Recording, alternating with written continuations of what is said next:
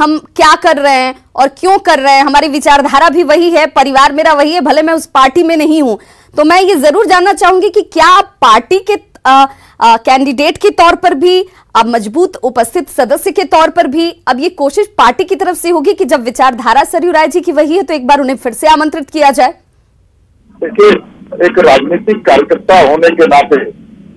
मैं कह सकता हूं कि सरयू राय जी से मैंने बहुत कुछ अपने जीवन में सीखा है,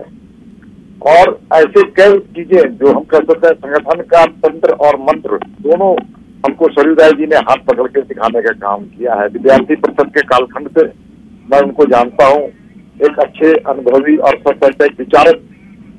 के रूप में सबको जानते हैं, और संघर्ष और ईमानदारी के प्रतीक के रूप में हम सबको जानते हैं। तो वैसे व्यक्ति का समर्थन मिलना हमारे लिए जीवन में गौरवान्वित है, और उनका आशीर्वाद मिलना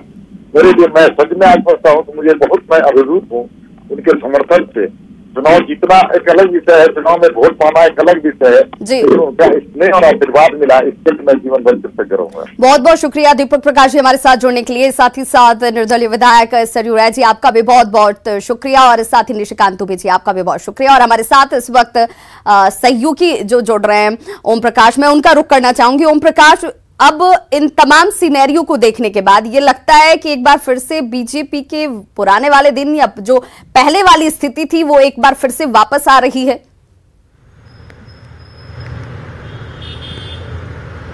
जी विवाह, साफ तौर से अगर देखा जाए तो सरयू राय शुरू से ही बीजेपी के शीर्ष नेतृत्व के ऊपर कभी हमला करते हुए नजर नहीं आए। हालांकि कुछ नीतियों का उन्होंने जो राज्य सरकार की थी उनका विरोध जरूर किया और कुछ अपनी बातों को मनवाया, लेकिन साफ तौर से कहा जाए तो मन जो था सरयू राय का वो शुरू से बीजेपी में रहा है, और कहीं ना कहीं उसी की बानगी है कि इस बार वो जो विचार थे उसी के तहत उन्होंने राज्यसभा चुनाव में दीपक प्रकाश जी को वोट अपना मत देने की बात कही है। इसके साथ ही अगर जब इस तरह की खुले समर्थन उनके द्वारा किया जाता है तो साफ तौर से ये कयास जरूर है कि वो कहीं ना कहीं अब बीजेपी में शामिल हो गए। अगर वो बीजेपी में शामिल होते हैं तो भाजपा की जो पुरानी नींव है वो फिर एक बार मजबूत होगी, और जो इस विधानसभा चुनाव में जो कमजोरियां दिखी थी उस पर भारी जो आने वाले दिनों में जो है वो उसकी भरपाई की जा सकती है। तो कार्यकर्ताओं में भी उत्साह जरूर नजर आएगा, जो खासकर जो पुराने कार्यकर्ता हैं, सरयू राय से उनका अटैचमेंट काफी पुराना रहा है, वो कहीं ना कहीं इनके इस समर्थन के बाद से